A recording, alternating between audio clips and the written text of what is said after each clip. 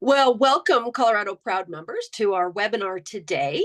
And we are thrilled to have Melissa Baer. And Melissa is the CEO, founder, and director of Backstory. Melissa, she's been an entrepreneur in the farm to fork movement since 2004. She grew up on a small organic farm in Canada, and that was certified in 1986. Melissa and her dad worked to build a local food system, which included being part of the founders group of a not for profit to connect local eaters to local growers, starting up markets, education, training on food, as well as an agricultural tourism business called Dinner with the Farmer's Daughter. That's really neat. Melissa is deeply passionate about restoring agency, trust, and economic means back to rural communities. She has spent her life dedicated to understanding business models and mechanisms that drive this outcome. She's a marketer and a social scientist by training. Currently, she runs a tech company that supports the capture of data on farm to enhance the visibility of what doing good really looks like through the value chain. It increases market access for exporters, improves the ability to garner a premium, and helps marketers tell more trusted stories. So, as a marketer for farms and farm products, Melissa is keen to share any experience that might support farmers in improving their offerings and ability to be in control of their own destiny. Well, we really thank Melissa for being here. And just a little housekeeping, if you can mute your microphones while she's speaking, it just helps us all hear her and get a good, clear recording.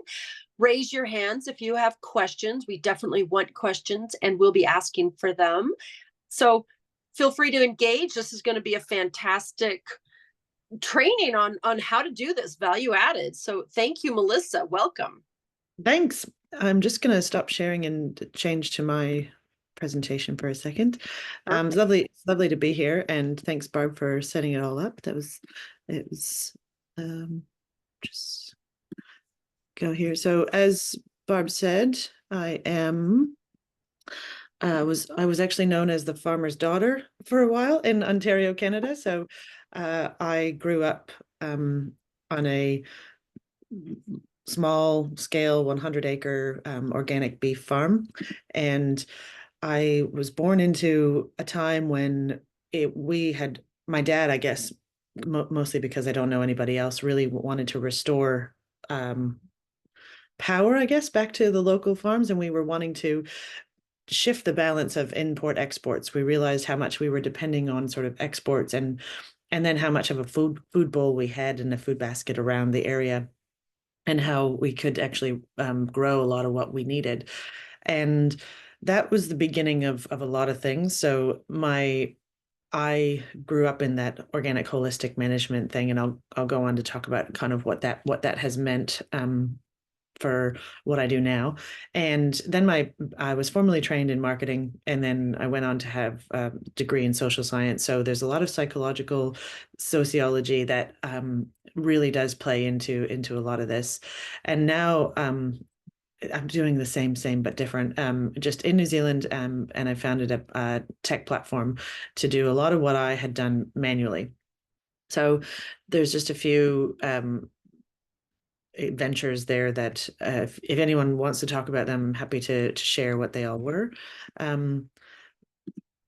So I'll start with Vibrant Farms, because this was really my dad and I's brainchild of he decided he didn't want to do dairy, and he wanted to do beef because he didn't want to milk cows. And so my grandfather had milked cows. So he certified the year that I was born, and it was 100 acres. And you realize really quickly that there's not a lot in 100 acres. So how do you make money? And so he was all I can remember ever talking about him was, how do we make the farm make money? And we were a mixed cropping and beef operation. And so what that meant is early on we were actually exporting soybeans to the European market. And, back in the day when it was like locked containers and testing and swabbing for residues. And so it was quite a strict market. And if you believe it or not, we had to sell to the EU because there was no North American demand for organic soybeans, let alone soybeans, full stop. So wow, that's crazy. Right? Because now you think like there's the tofu market has taken the world by storm. So we were a mixed operation. We were also organic at that time was very much a what I call a cottage industry. So kind of like what regenerative is now, very not very good market awareness.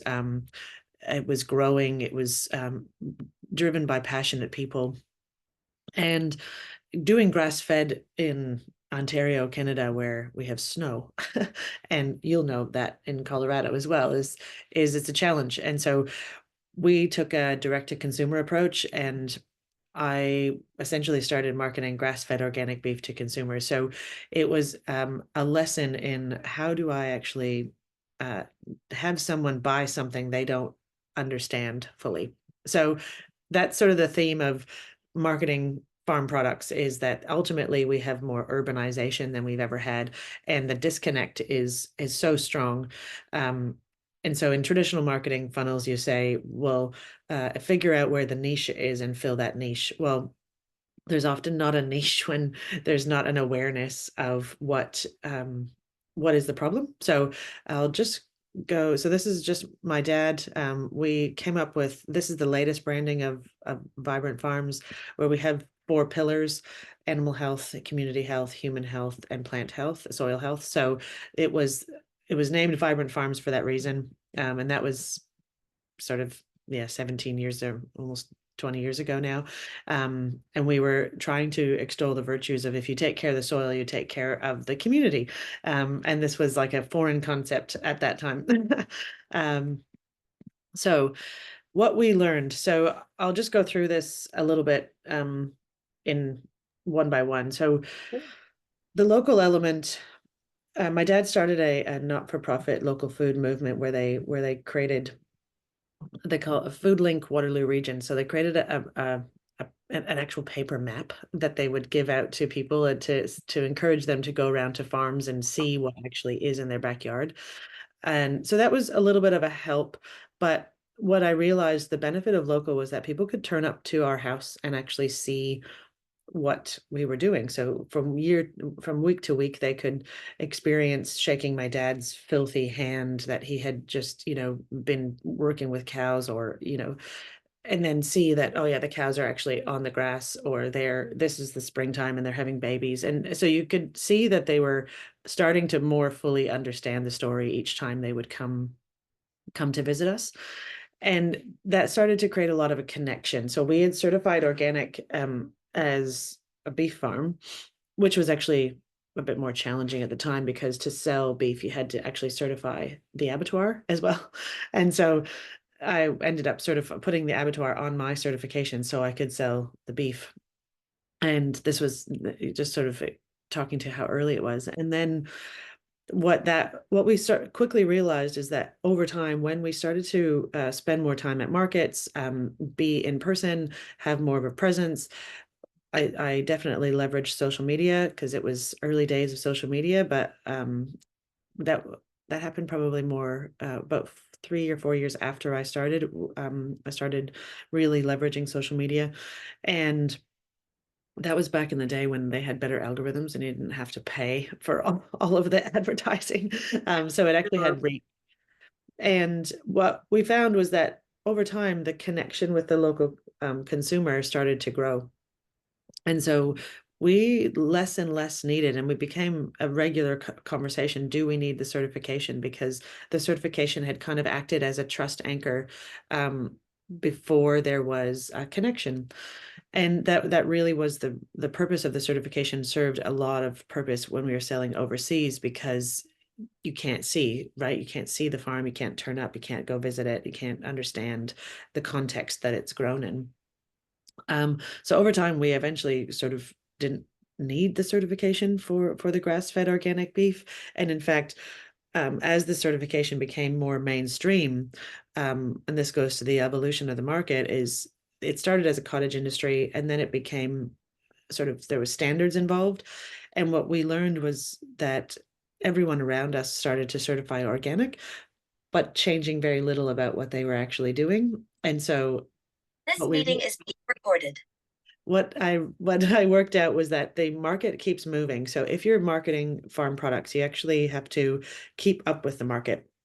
So that was one of them, is that the standard shifted a little bit when it became enforceable by the Canadian Food Inspection Agency, and that now what we were doing was actually quite a whole lot more holistic management than what the certification actually demanded of us, and that was no longer being communicated through the certification, and so we had to go beyond that certification to start to differentiate and actually talk about soil more and talk about what we do for cover cropping, because that was not part of that. So that's one evolution of the market. The other evolution of the market is when I started, and maybe you'll find this as well, is that as education and media and influencers start to get hold of concepts and ideas, it goes from no one knowing what regenerative is to everyone knowing what regenerative is in a very short span of time, and or at least thinking they know.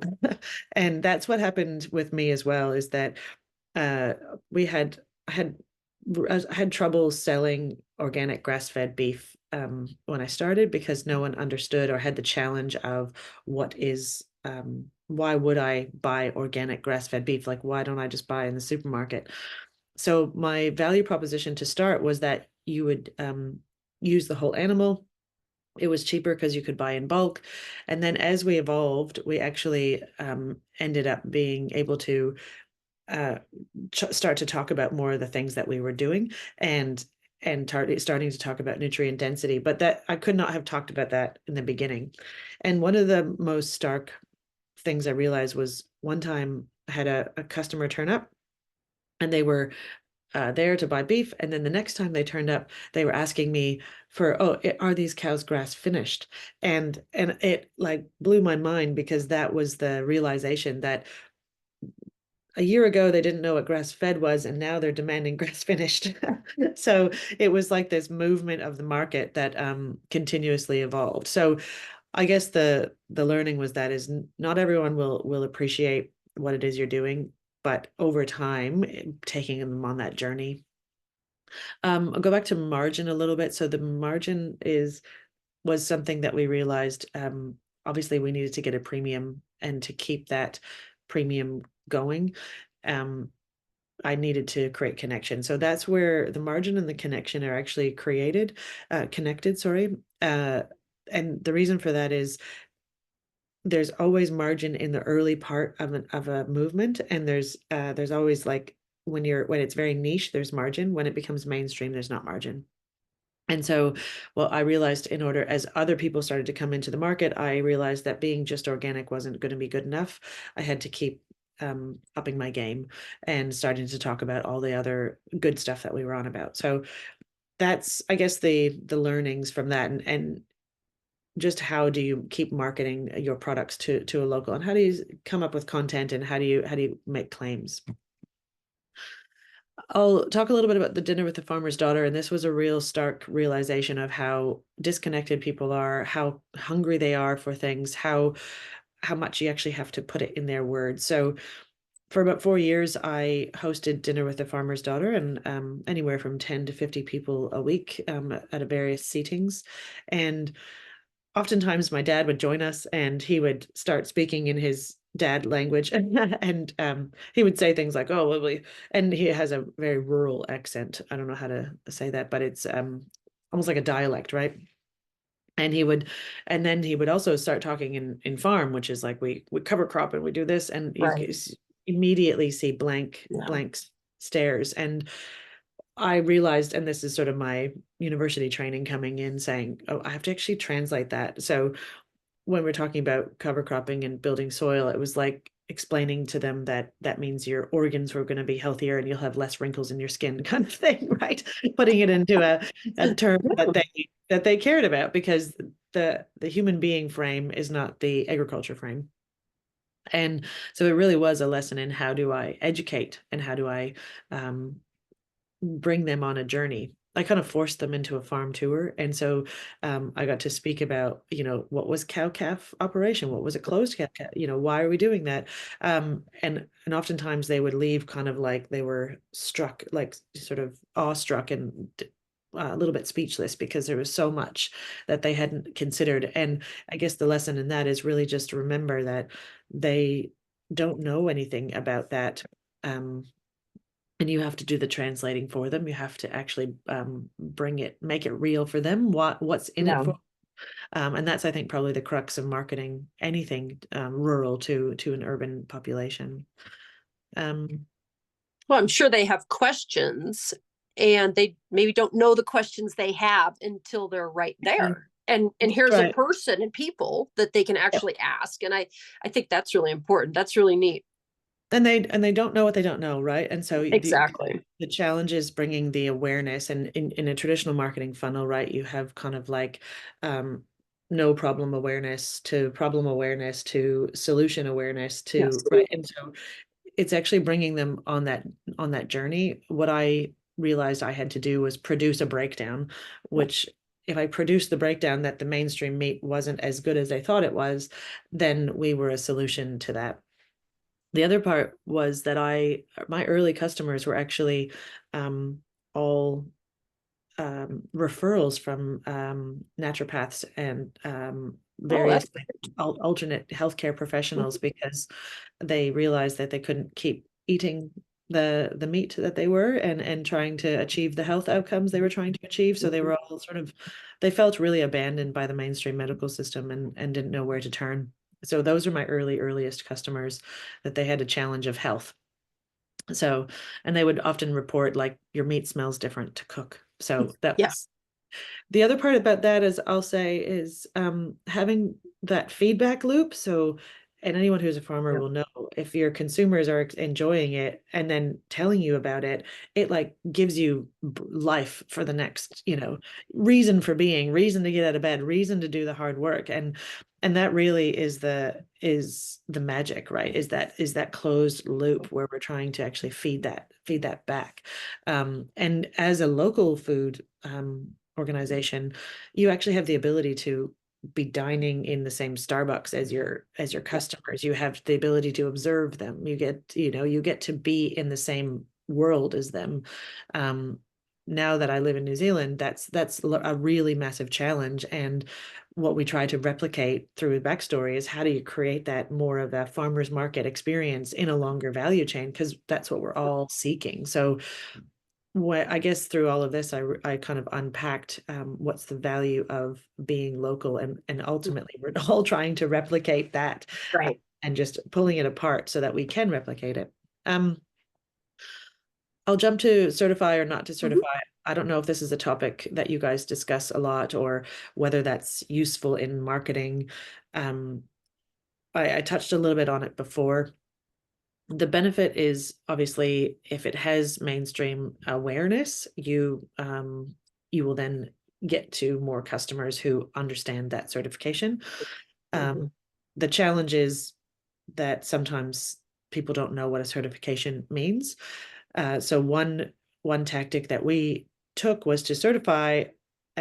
We had at 1.5 different certifications, but we certified, but we then had to Mhm. educate what that meant. Yeah.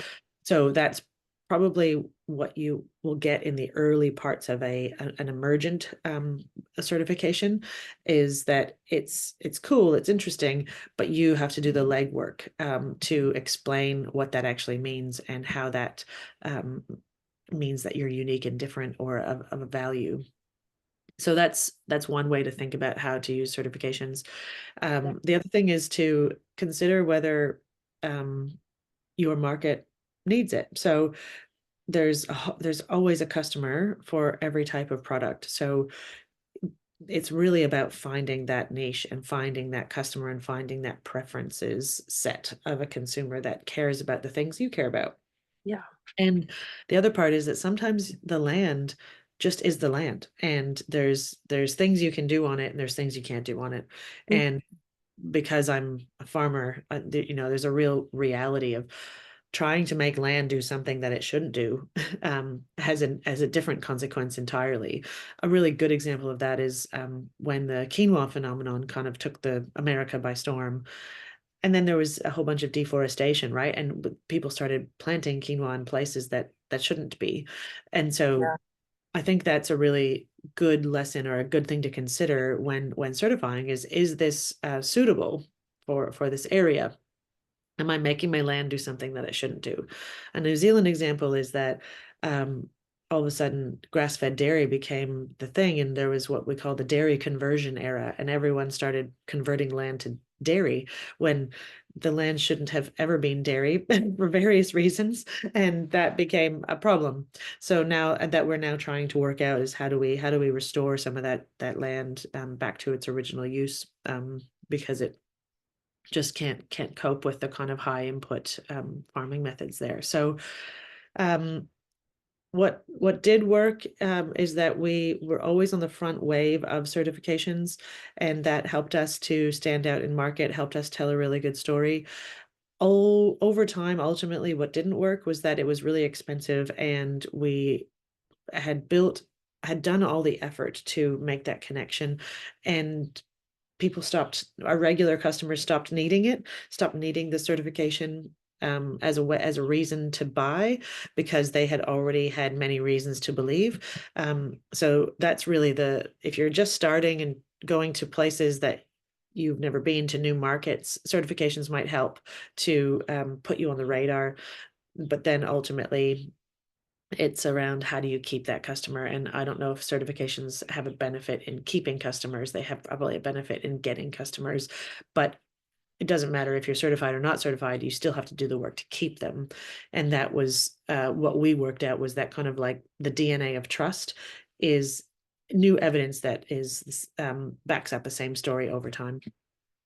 So the value and the value of connection, like the dollars and cents, where does that come in? We were always the front of the wave. So like I said, there's margin in, there's a lot of margin, but not a lot of volume in these early parts of the wave here. It just depends on what sort of volume your growing operation can withstand. And I would say there's probably some value in the artisan element of it. And you'll see a lot of strategies where they do the artisan on farm and then eventually go into markets and supermarkets and retail chains and that kind of a thing. And that will be more in sort of this part of it. There's less margin in it, and this goes to the same with certifications. If you're making claims and certifications that are new and novel, there's a heap of margin in it, but a lot of work. Sure. And then you basically have two strategies: you lead, educate, and connect, and then you get margin, or you follow, don't have to do the education connecting, but you'll just have a lower margin but higher volume. So there's sort of like two different strategies, and it will just depend on how you want to communicate. um One challenge we ran into was that I was the marketer, my dad was not the marketer. So where do you look for value? I find that I can turn up to a farm anywhere in New Zealand, and I immediately can tell a fantastic story, because what I'm looking for is quite different to what they're seeing every day. An example of that I had the experience of is my cousin turned up one time for a family dinner, and she brought her camera, and she took a photo of our like century old barn. And I looked at the photo and I looked at the barn, and I realized that's not what I see every day. You've made it nice. How have you made it nice? And it was Sure. like fresh eyes, right? Yeah. So it's looking at your story, or through fresh eyes. What we realized was that there's the human brain seeks connection in various ways. So some of the ways that a human, kind of a psyche is looking for is like the legacy. For us, it was being in the farm, being in the family for over 200 years. What's the history? What's the journey been? And how have we gotten to this point? Is there a mission? What are you up to? Can they join, be part of a tribe, a movement? And your own journey. A lot of Mhm. sharing openly about the learnings that have gone on is really a connection point for people, because that allows them to come into the fold as opposed to being told what to do. Um, what your practices are, what you do in your community, what the community is like around the farm. For us, we had like gardens that and shared spaces that we offered for people to come and do community gardening. And then the land, like I believe there's so much gold in the land. And how do you actually Mhm. tell that story, right? What does that look like over time? And that's, I just call it that there's magic beneath our feet kind of thing. And then there's the nostalgia, right? And I think farms in and of themselves are nostalgic for people because it sort of harkens back to a time in their minds that Yeah.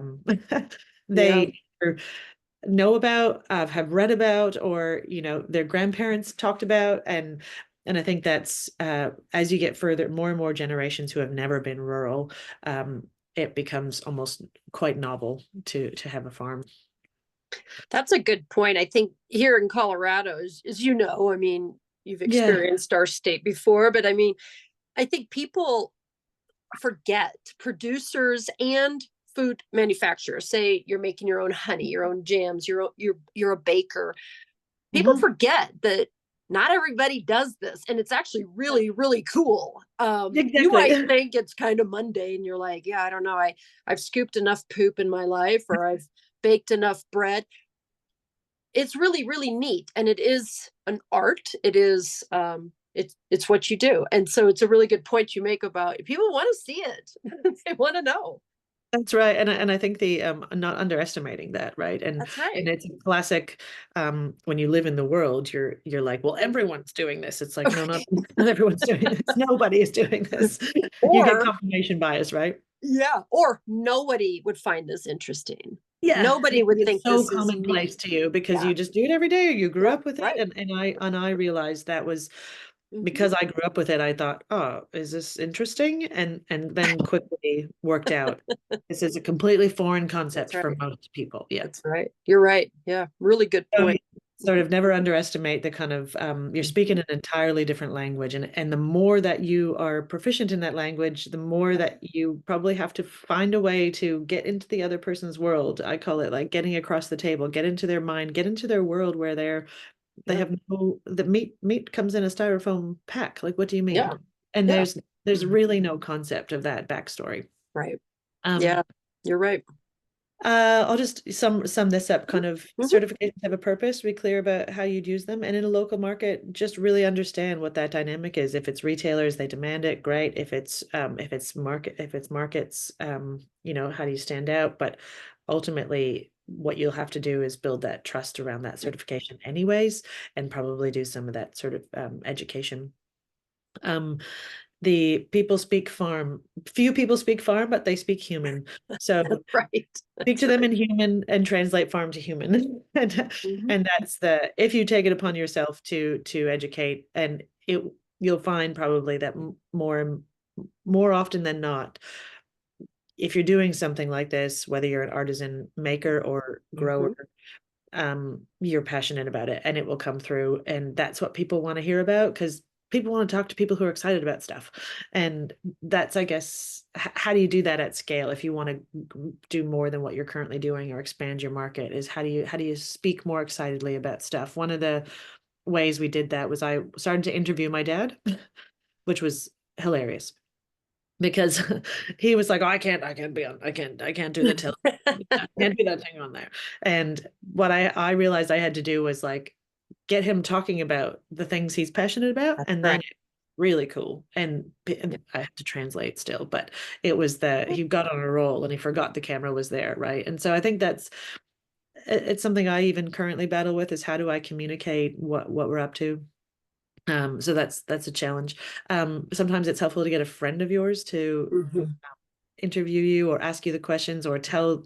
And I did That's this for early sure. on, and I think one of the things I am grateful for, sort of by accident, is I got a group of my dad's friends together and I sat them in a room and I fed them and I just said, like, tell me what's going on, tell me what's in your fridge, tell me what your supermarket shop is. And I did what would be old school consumer insights. Um, Yeah. and that was the understanding how they think about their food Hmm. so that I can speak into it. Um, and then what would a marketer see? And just, choose to see your operation and your art and your craft as a marketer, and how would they think about it? I often found it useful to create themes or buckets, and then from there I could create stories. So it was a matter of mind mapping it, right? So you could take this and go, okay, well, what can I talk about in all of these areas? and suddenly you have a content plan.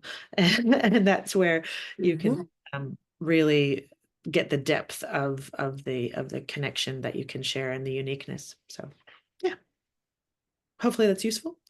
I think it's really useful. I know here in Colorado, and I'm sure across the world, but here, I'm thinking really Colorado, or Colorado Proud members. They all seek for a way to grow, but also tell their story and develop those connections with people, right? Yeah. It's not so, like you're saying, you can have all the certifications and here, a lot all natural or organic, Yeah. things like that. But in the end, like you said, it really is about, do they trust you, Yeah. and how do That's you right. build that trust? And I love what you were talking about, how do you build that into a supply chain, right? Because maybe you can't have people to your farm or ranch or bakery or kitchen for dinner, Mhm. lunch, or breakfast. Yeah, that's right. Yeah, but how do you help them understand who you are, Mhm. um, with your story and through your marketing and things like that, right? And that, I think that's really what you speak so well about, is through the supply chain. How, because you're right, everybody wants a farmer's market. Yeah. Not everybody can go to one. And this No, that's time of right. year here now, they're closed. That's So right. now farmers markets are closed, but we still want to buy fresh, Yep. um, from the farmer, ideally, from the rancher, from the Yep. actual maker of the product. Yeah, I think that's a really good point you make. Like, I have a funny story where a customer rang me up and wanted fresh pasture raised chickens Mhm. in January. And I was Yeah, exactly. like we're in the same city, you realize that there's no pasture, like there's Mhm, snow on the ground, mhm, mhm, And that was just to mhm. me that like the absolute epitome of disconnect, right? Right. But you're right, everyone wants to have that. And so part of it was, and I mean, we didn't go into all of the marketing kind of laws, but there's sort of 22 immutable laws of marketing. Are you a challenger? Are you a leader? Or, all these sorts Sure. of attempts to do that. But ultimately, packaging and pricing is a thing as well. And that goes into, Right. how do you package it? How do you deliver it? How does it turn up? How do they experience it? And we moved from doing whole sides of cows to doing freezer packs and subscriptions. So essentially, you paid your monthly, and we stored it in the freezer, and you just got Mhm. your small cubic urban city size freezer worth of meat um, delivered to you on a monthly basis. You ultimately bought the cow, Mhm. but you did it over time. And we experimented with many, many ways of doing that. Partnering, we started getting into eggs, and I realized that if I could get the egg customers, I had the regular customers, because eggs are quite consumable and front of mind, that ultimately I had all the rest of the customers as well. Mhm. And that was a sort of a bit of a hack to figure out how do I one time drove for 2 hours every week to Toronto before the crazy, like at 4 in the Yeah. morning, Mhm. and dropped meat off at people's front doors. And so that was really like there was just different ways that we Yeah. tried to make it accessible. When but we equally had people drive from Ottawa 6 hours to come see us and visit us and actually be on the farm and experience it. So, and I think over the 4 years I had with Farmer's Daughter, people came from all over, Yeah.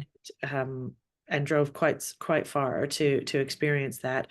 Um and I think probably about 400 people over 4 years. So it was pretty wild. So yeah. Well, it's an experience that people aren't going to get everywhere.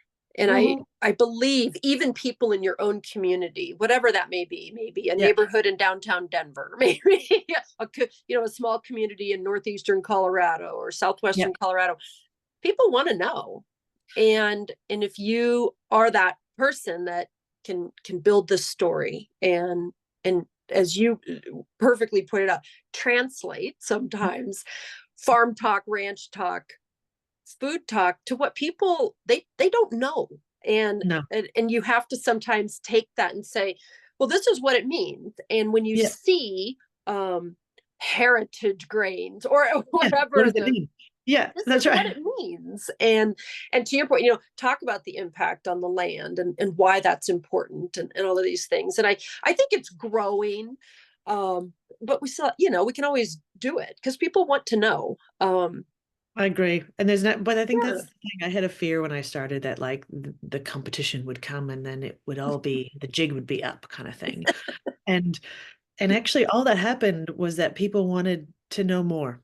And yes. and I found that there really was a benefit to the high tide raises all boats. And so while I was the only one doing direct to consumer marketing for many years, as soon as the neighbors down the road started coming into it, what happened was actually people were much more aware. People were asking more about it. There was more of a market that was starting to emerge.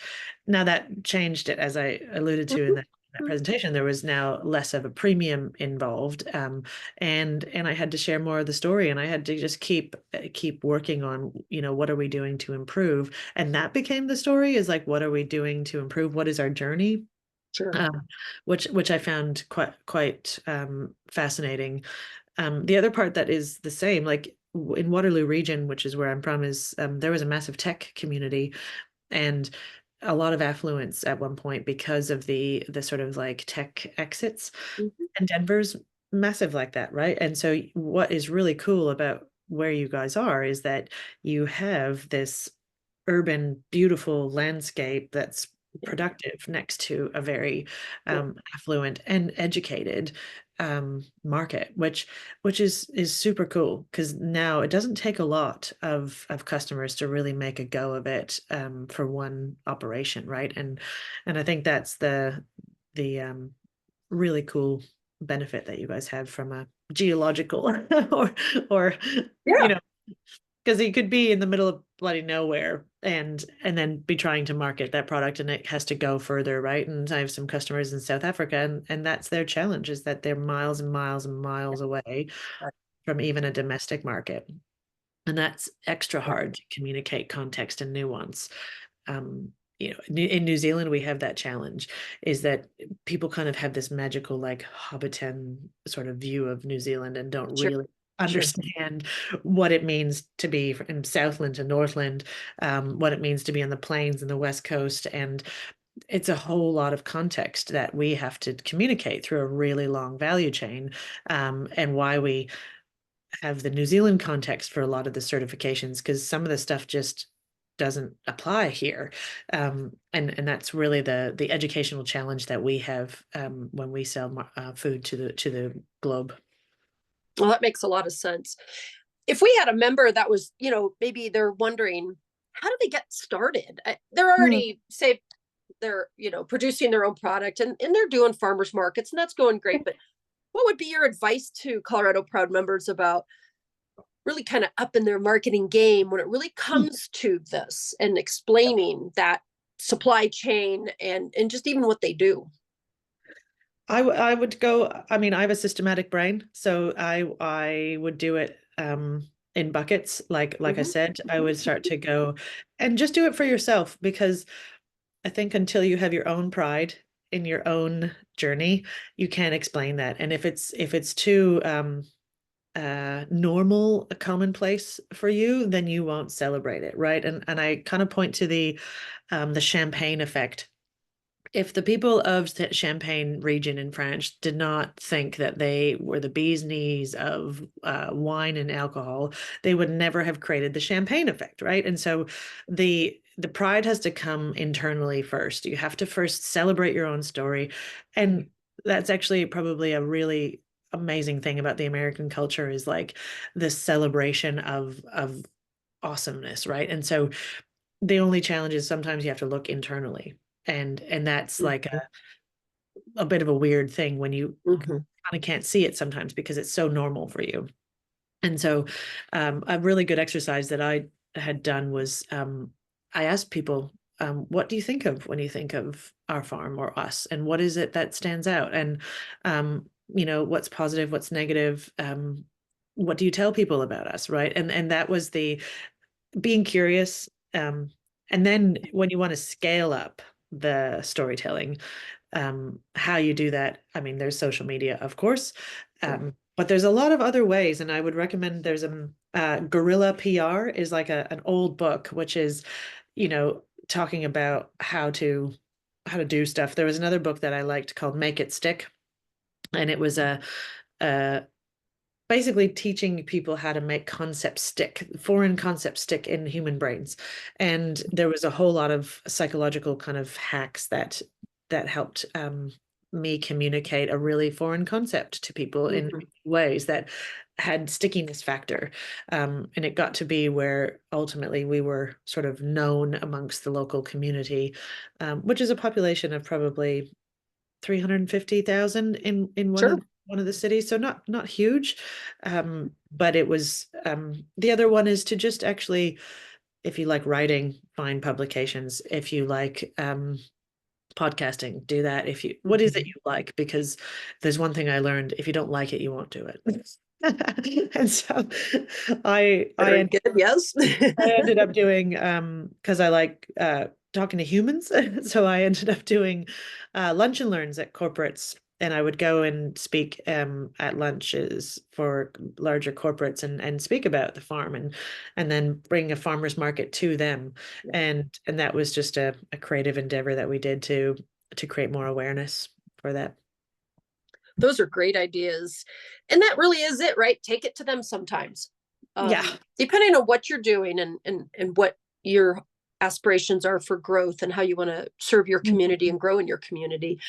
Um, People And don't know, and it's critical that, and they do want to know.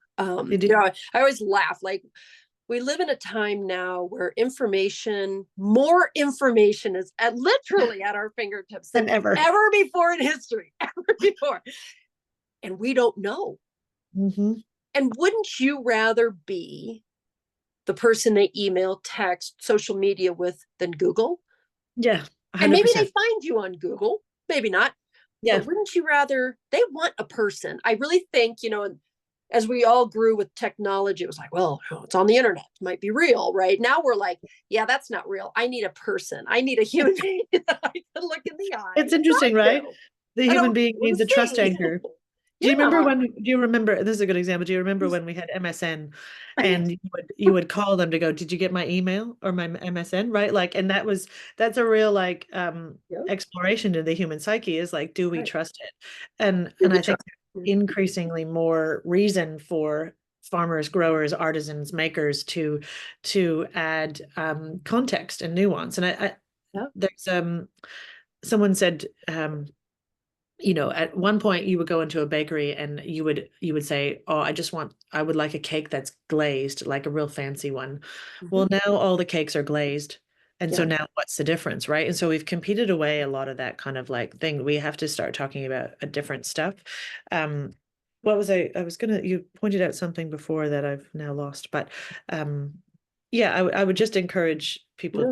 to get out there, talk about it, invite be open, invite people if you can. The other mechanism I employed was scarcity. So, what is value? If you really break that down, it is scarcity times utility. So, if you can create scarcity, and Hmm. in the world we are today, you often have to create scarcity. And then utility. So, how is it useful? And thinking about utility less as and I say this about food a lot of the times now, is it's less of a like caloric utility. It's Right. more of a entertainment utility. Mhm. And when you start to realize that artisan food actually might attend to the needs of your end consumers in more of an identity, in more of a virtuous need than a caloric need. Calories are not That's right. any short supply, right?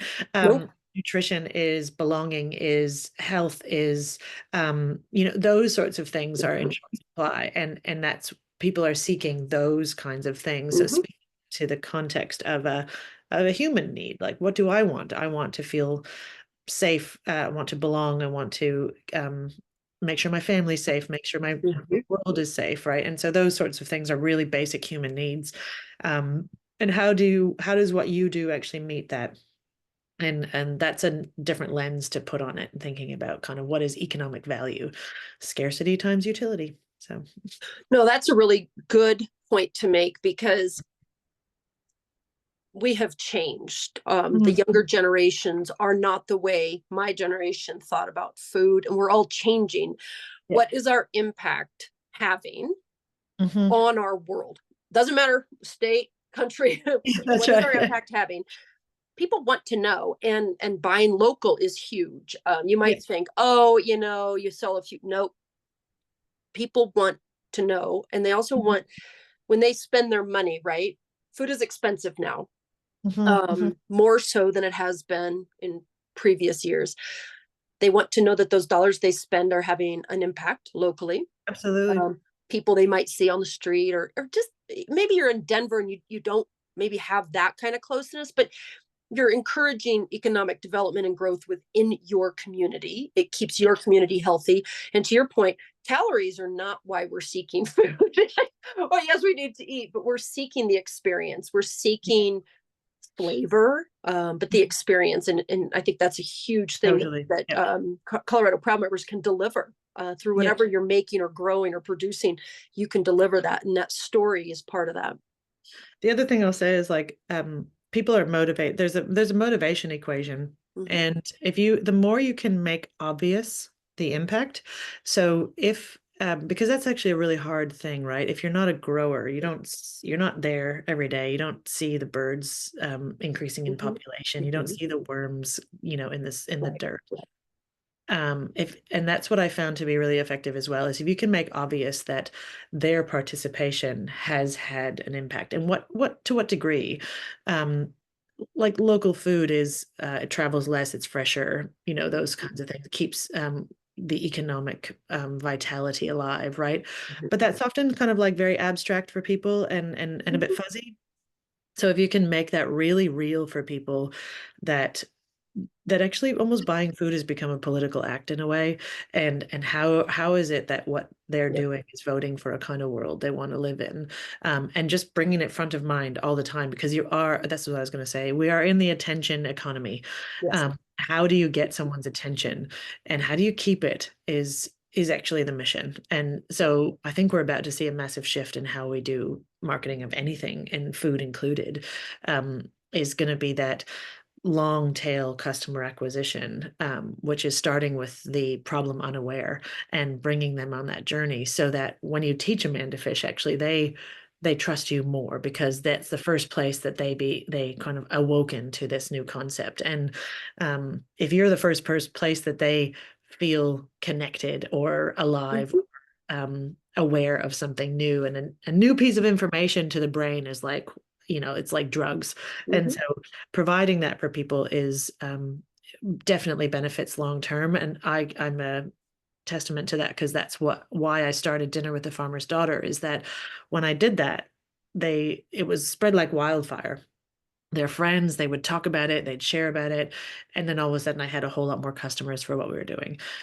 So that was the reason, is just to give a little bit of, like, I call it crack, Yeah. farm chat crack. Well, it's funny you describe it like that, but right. I mean, you make somebody feel good, right? Hmm.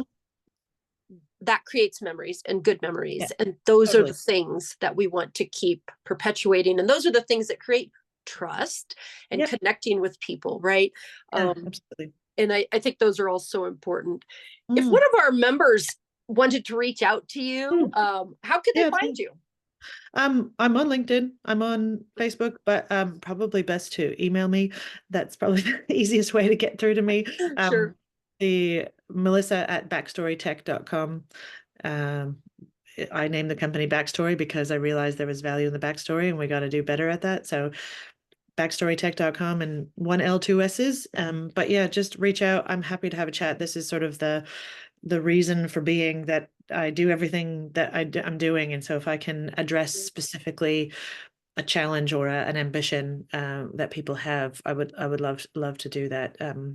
It's my again, it's one of my it's the thing I do naturally. So I don't find it hard, but I realize other people might have a blind spot. So Mhm. I love just chatting to people and being able to get into my flow and get creative and solve problems for people. It's like the greatest joy. So Well, it's awesome. You speak with such passion and obviously expertise, but really true passion for what you're doing. And, I want to thank you for joining us. thanks for Such having a me. great presentation about really, what our Colorado Proud members are doing, and maybe hopefully gives everybody some new ideas on maybe different ways to grow and do what you're doing and connect with more and more people. For our Colorado Proud members, keep track on Cultivation Station, our podcast. We're going to be having a podcast released on proximity malt. And this is a first malt house built in Colorado, brand new in the San Luis Valley. And they're selling local malted grains to breweries right here. So again, talking about the story all the way through the supply chain. So the beer you're drinking, is closing up that gap, and what do we understand where our food comes from. And our next webinar is November 18th, and we'll be talking with a group about risk management for food companies. Melissa, thank you again, and I hope everybody has a wonderful day.